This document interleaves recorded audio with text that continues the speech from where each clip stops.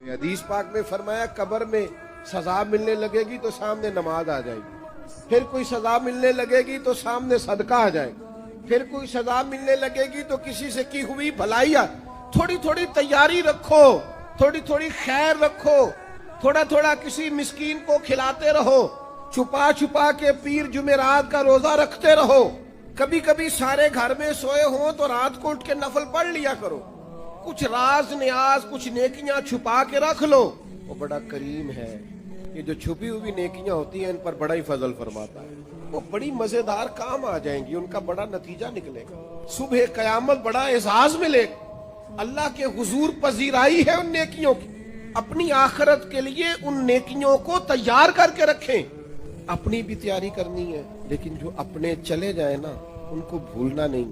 वो जो कब्रों में चले गए वो हमारे अपने। कुछ कब्रें ना बड़ी शिकायत करती हैं, कब्रिस्तान जाएं तो कब्रें शिकायत करती हैं कि जमाना गुजर गया है, कोई आया नहीं। अपने गांव में अगर कब्रिस्तान किसी गांव में है तो वहां भी फोन करो। बारिशों के बाद जरूरत होती है कब्रों का पता लेने। थोड़ी थोड़ी तवज्जो, जाने वालों की कब्रों पर जाना, उनके लिए दुआए मगफिरत करना। ये जरा हदीस पाक की गहराई देखना कितनी है। नबी करीम अलैहिस्सलाम ने फरमाया एक बंदे का अल्लाह जन्नत में दर्जा बुलंद करता है।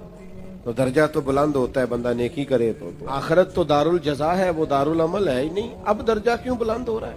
तो बंदा अर्ज करता है मालिक अब तो मैंने कोई नेकी नहीं की, अब मेरा दर्जा कैसे बुलंद हुआ? तो अल्लाह फरमाएगा तेरे पिछलों ने तेरे लिए दुआ की है, बख्श मैंने पहले दिया है, लेकिन अब जब वो दुआ करेंगे तो तेरे दर्जे बुलंद कर दिए जाएंगे।